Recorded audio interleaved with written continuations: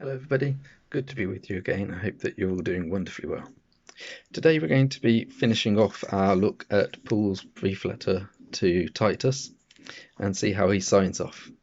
So, here's Titus chapter 3, verse 15. All those who are with me send their greetings to you. Greet those who love us in the faith. Grace be with all of you. It's a nice little sign off. I want to think today about that middle sentence. Greet those who love us in the faith. Now, I've heard many times from many people the little slogan, if you like, that Christianity is the greatest adventure of your life. And it's always, if I'm perfectly honest, felt a little bit,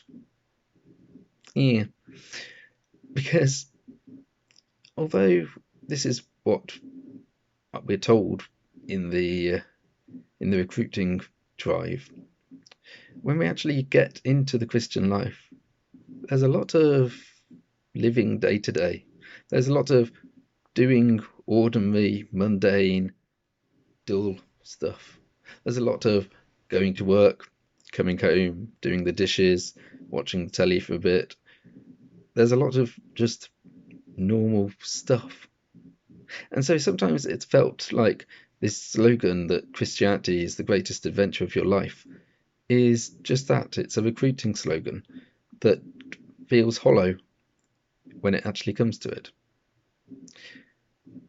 But it isn't always like that. When things go well, when Christianity really works, it is a great adventure. With the soup run and the pop-up church, which I've mentioned in the past, I can see the adventure that the recruitment agents are telling me about.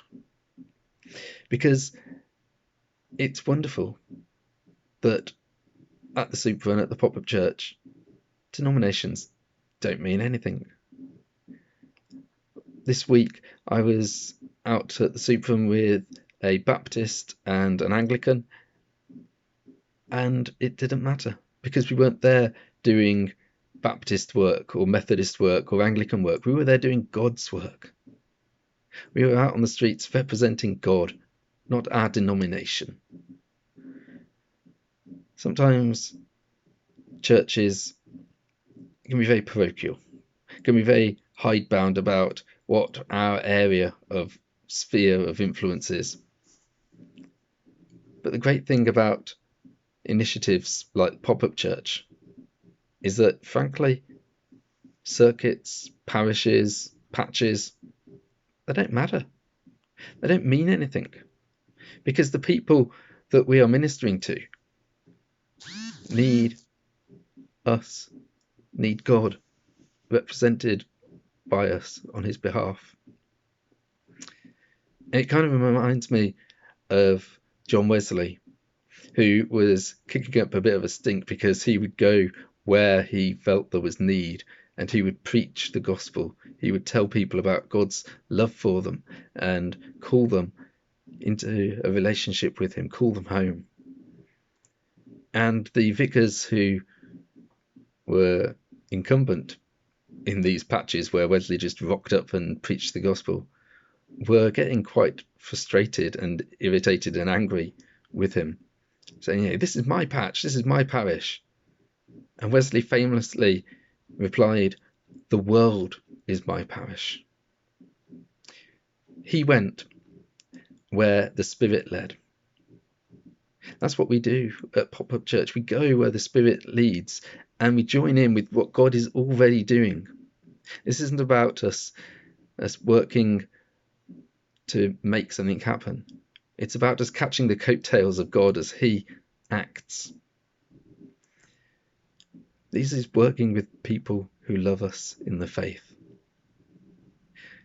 We love our brothers and sisters in the faith because we are all connected by our faith. Paul, the apostle, wrote to the church in Ephesus There's one Lord, one faith, one baptism, one God and Father of all, who is above all and through all and in all. And each of us is given grace according to the measure of Christ's gift.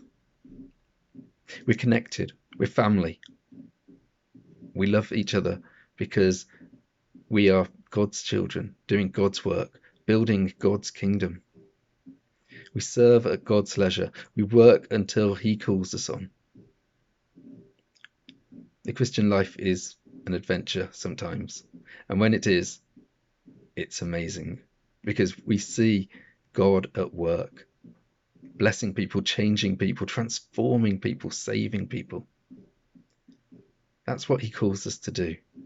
It's the life adventure that He calls us into. So I encourage you today, join the adventure. Look out for where God is moving. Look for where the Spirit is blowing. Join in with the work of God because it is an adventure of a lifetime. God bless you, and I'll see you on Wednesday.